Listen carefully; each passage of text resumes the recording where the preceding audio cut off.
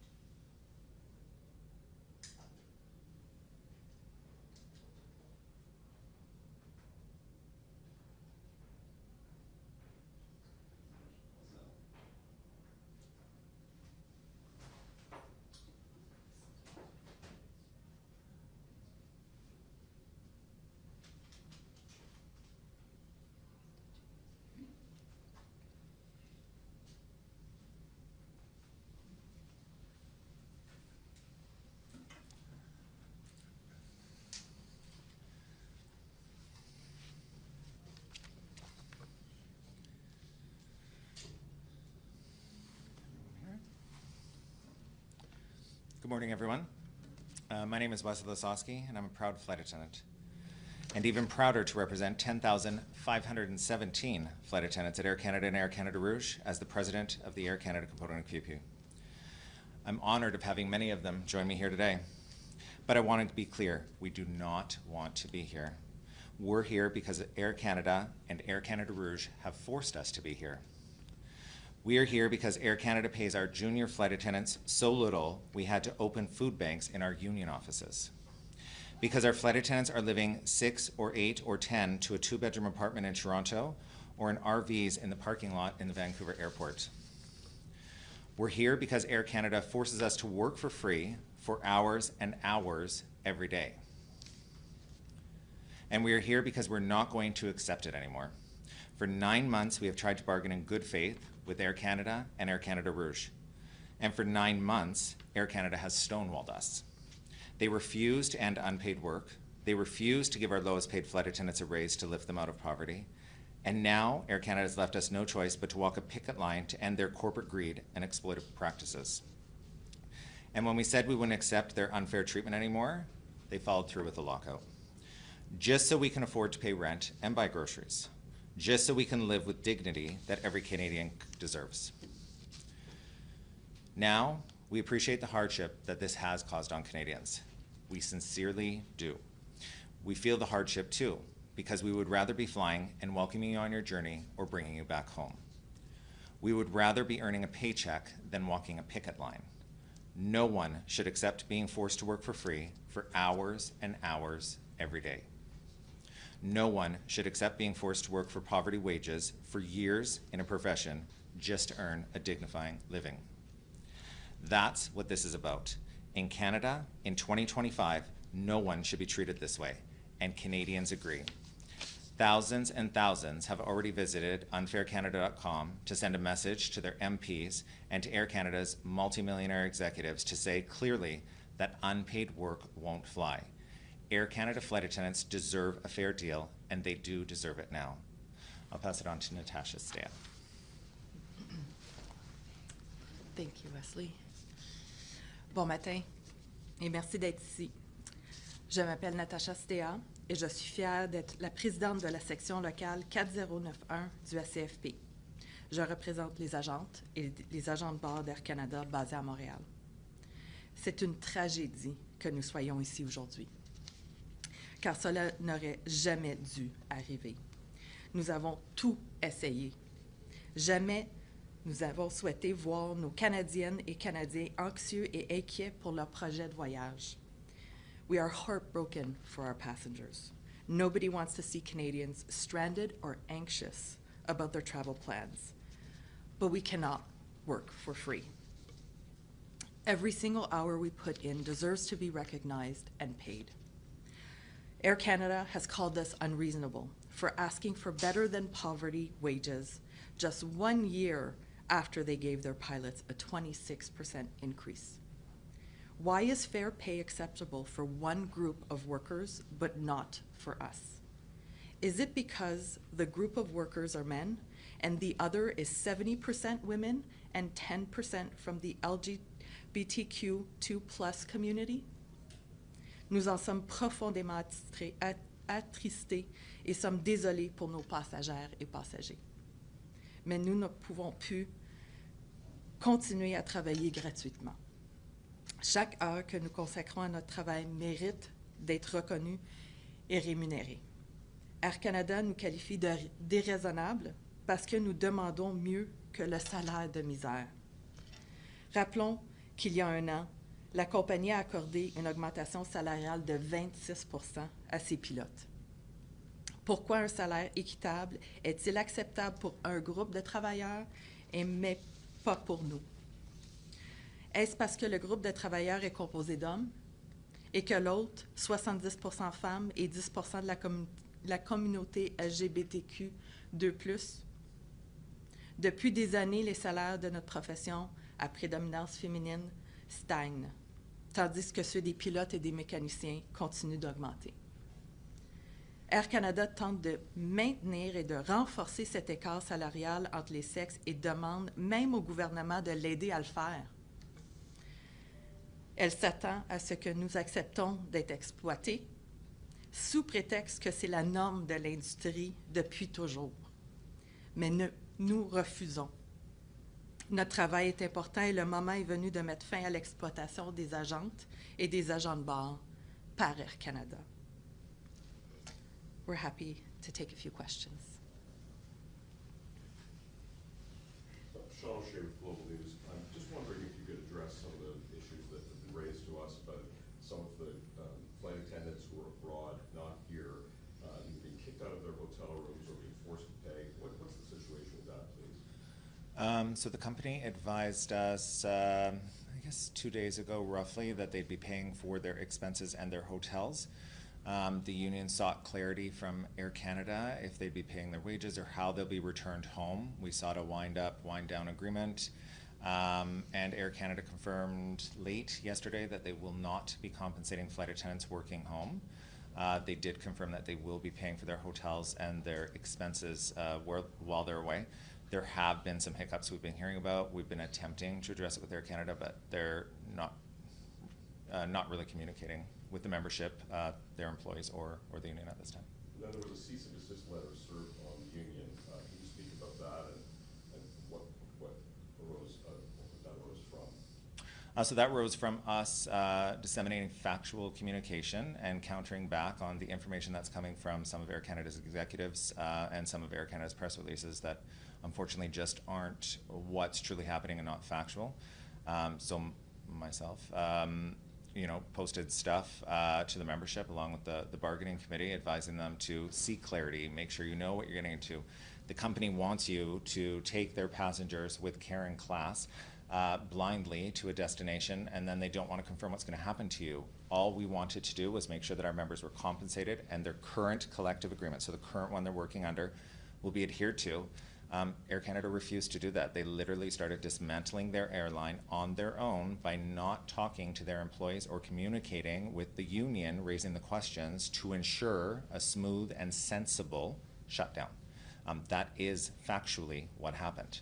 Can you speak to how many flight attendants are still stuck abroad or stuck away from their home base? We don't have any numbers from that because Air Canada has also cut us out from the internal systems where we would be able to see what's happening. So the only visibility we have on that right now is the members that are reaching out to us.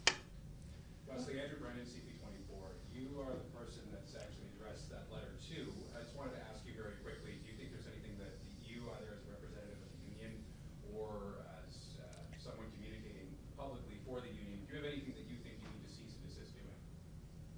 That I need to cease and desist doing? Yeah. Absolutely nothing. And the follow-up, just thinking about something that was told to me by one of the locals today, one of the VPs for the local. They said that there are flight attendants that are getting more in strike pay on the picket lines than they would if they were in the air. What does that say to you? It says that what we're fighting for is entry level. What we require for our membership is required. It shows that pretty much any other industry has protections except for our industry. And it just demonstrates time and time again how little we are paid and how willingly Air Canada accepts that practice. And we're just not going to accept that anymore. It's not going to be the status quo.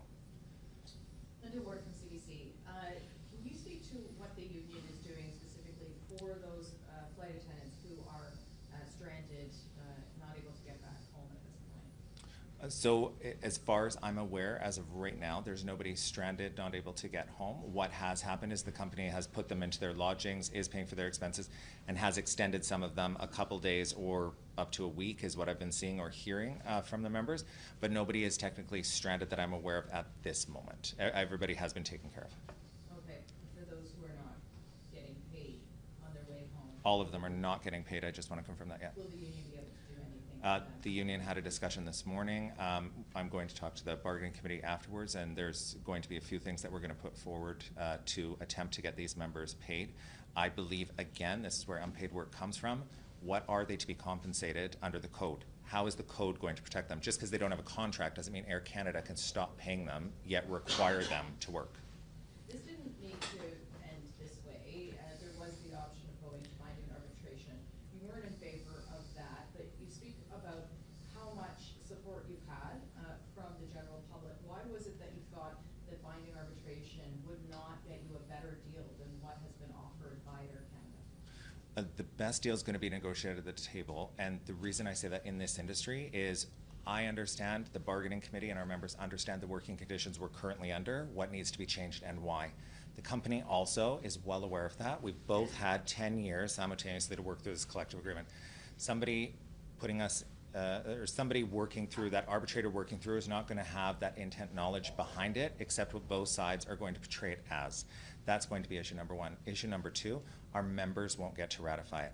10 years, no say, and a management team that you guys are all seeing how they're treating us, both through public, through tweets, how they communicate with us.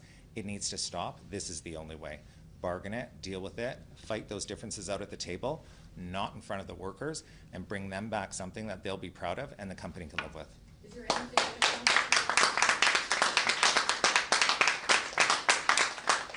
Thank you. Sorry? Is there anything going on at the table right now, or any schedule for when you might be able to get back there? Nothing scheduled. We met face-to-face with them late last night, but nothing scheduled for right now. But again, fully available minus this. What was that meeting last night?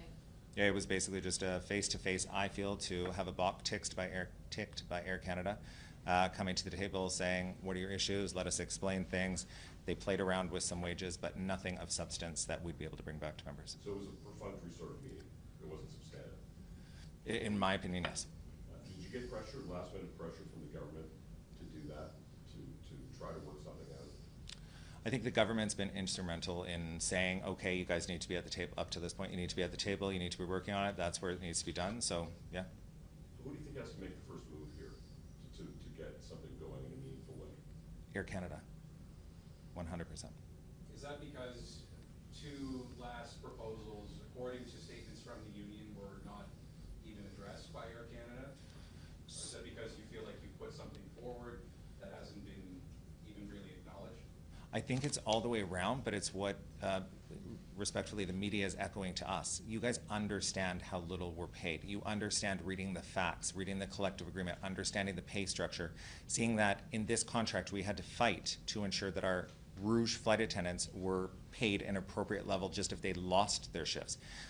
There's so much that has happened in the last 10 years that the wage proposal we put forward is not only fair, but it's attainable.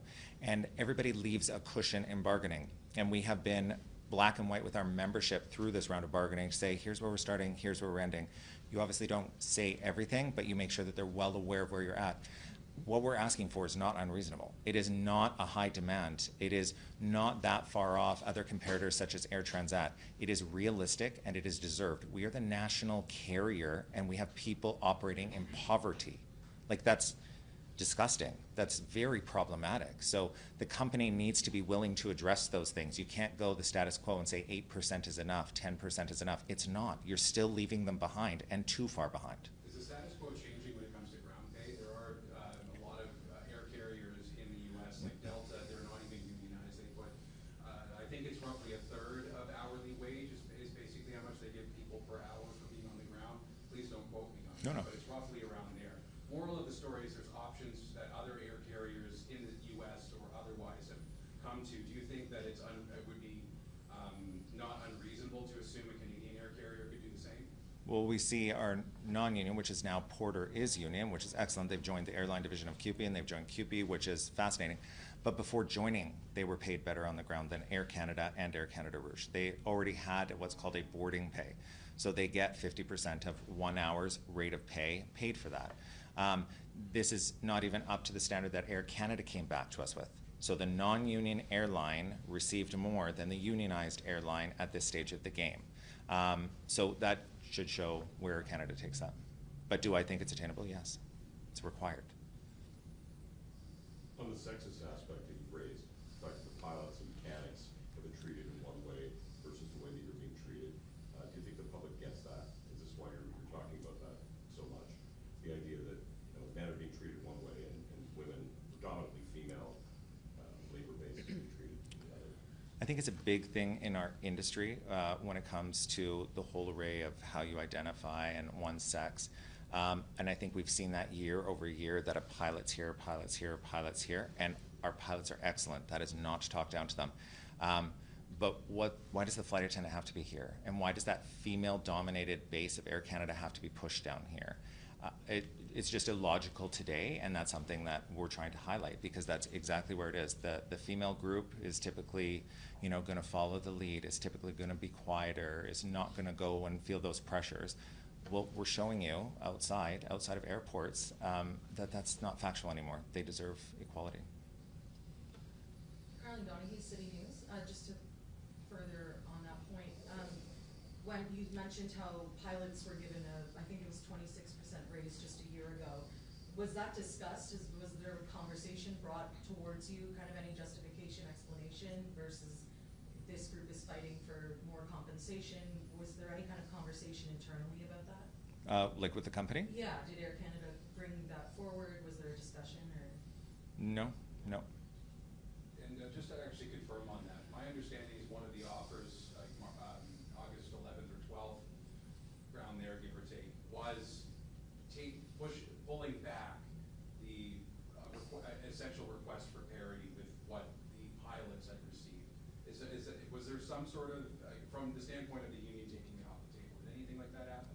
We haven't taken anything necessarily off the table. We've rejigged how things are put forward. So with our wages, we're trying to obviously use parity, use external flight attendants, internal pilots, where we want to go, i.e. how long of the collective agreement, where we should be at, because we've had 10 years of nothing. So there's a whole array of things. So how I've been explaining it is we had a balloon this big, knowing that we had to be reasonable and come down from there, as every union does, but we haven't gone to here. We're not going to here. We're here, and we're slowly coming in, readjusting where those levels need to be. How long do you think it's going to take for you guys to come to some kind of an agreement that's acceptable to both sides? I've been saying for 9 months now that we should already have an agreement. So I truly don't know how to answer that question because it's not my group unwilling to come to the table. It's not my group unwilling to discuss the things. And it's my group who sees the value in their employees and our members. I feel it's the complete opposite on every single one of those points with the company. If they saw value, if they saw us as true brand carriers, if they saw the need to pay us livable wages, we would already have a deal and this wouldn't be a thing. That's just the way it would be. But following up on Linda's point, is it going to be public pressure? Is it going to be pressure from the government on Air Canada? Like what's the end game here that's going to get people back in the air? I personally believe it'll be public pressure, and we're seeing so much of it. So we see public pressure going through our Unfair Canada campaign. We see the copious amounts of letters that we're being copied on that are going to the company. We see the general public taking Air Canada by storm through public messaging and all that kind of stuff. That works. Air Canada is very receptive to their brand, as they should be, as any company should be. Just members reaching out through social media and that, just advising Air Canada, this is no more acceptable. I can't be loyal nor follow this. It makes a huge difference with them, and it'll make a huge difference at this table to get a settlement. What does that kind of do for morale for those on the picket line, seeing such an intense public response to you all taking job action? It's huge. This is what has allowed us to come this far, push the way we have, gauge the way we have. We have amazing resources and people behind us, but our members have seen that. We have a powerful, strong, national union which has assisted side by side in fighting us. To the comms people, to the national reps. It's been amazing. And so our members have seen the fight that we've taken for them, the fight at the table and the fight before them, and they're owning it. They're realizing, wow, I should be paid better. Wow, I should be respected by my employer. I am not just a number. People recognize that. Yeah. Any last question? No? Okay. Thank you so much. Thank you. I want to flip you. Good.